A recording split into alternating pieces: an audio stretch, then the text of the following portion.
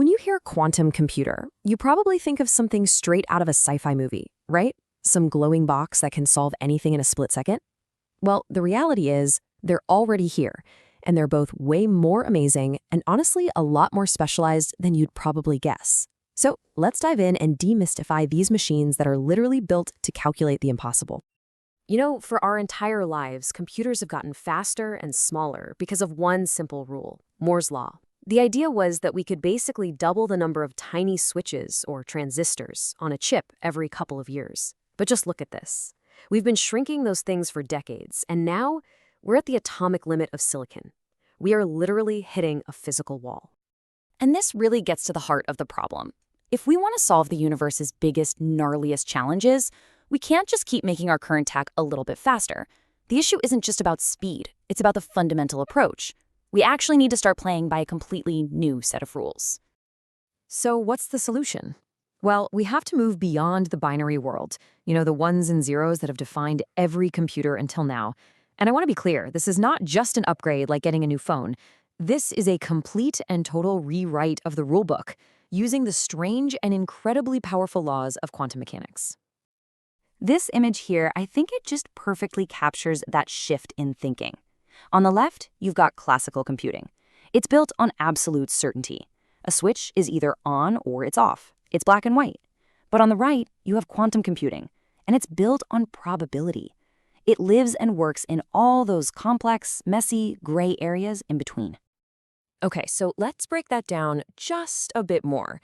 Every computer you have ever touched speaks in a language of bits, and a bit is just like a light switch. It can be off, we call that a 0, or it can be on, which we call a 1.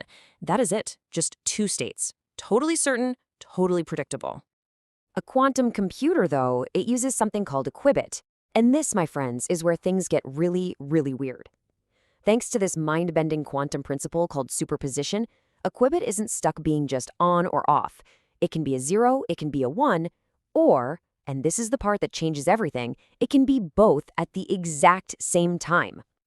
So what on earth does that actually mean? I love this analogy because it just makes it so clear. Imagine a massive library.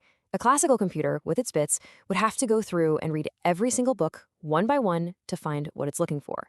But a quantum computer, with its qubits in superposition, can basically read the entire library all at once. The leap in potential here is just staggering. Now, this ability to be in multiple states at once is one of two quantum superpowers.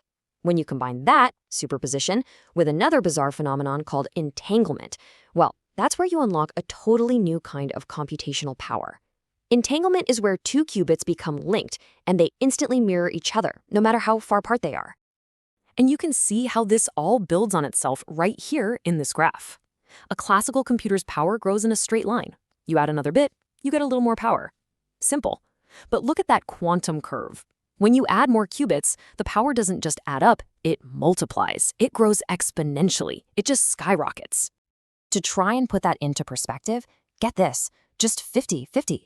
Entangled qubits can represent over 1 quadrillion different states at the exact same time. That is a 1 followed by 15 zeros. I mean, to even try to simulate that on a classical computer, you would need a machine bigger than our entire planet. It's an almost unimaginable number. The maze analogy on this slide is another fantastic way to picture this power. A classical computer has to try every single path, one by one. Hits a dead end, turns around, tries another.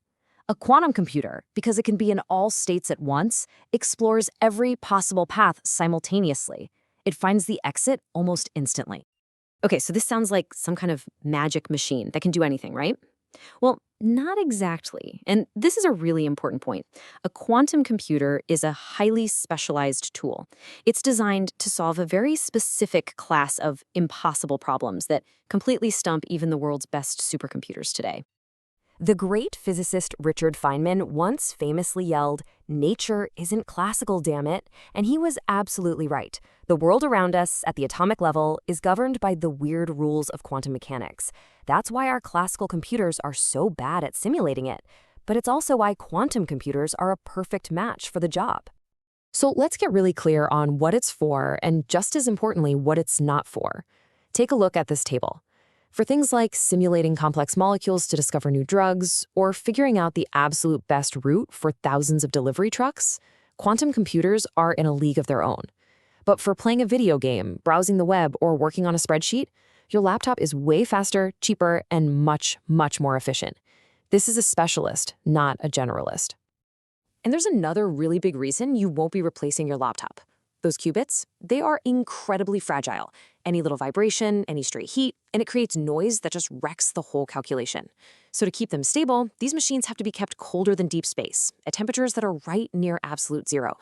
So if you're never going to have one of these crazy chandelier-looking things in your home, how in the world will you ever get to use one? Well, the answer's actually pretty simple. You'll rent one through the cloud. You see, the future is hybrid. Just like this slide shows, your regular computer, the CPU, will handle all your everyday stuff. But when it runs into one of those impossible problems, it'll just send that specific task over the cloud to a quantum processing unit, a QPU that's sitting in some frozen lab somewhere. It'll get the result back in a flash and just carry on. And you know, this isn't science fiction. This future is already here. Right now, today, anyone can go online and get access to real quantum hardware through services from IBM, Google, or Microsoft. You can literally write code on your own laptop and run it on a real quantum computer. So what we've seen is that quantum computing isn't about replacing your PC. It's about augmenting it, giving us a new tool to solve problems we used to think were completely unsolvable. It's going to revolutionize medicine, create new materials, and streamline our world. It's a quiet revolution, but a really profound one. So that just leaves one question. What impossible problem would you ask it to solve?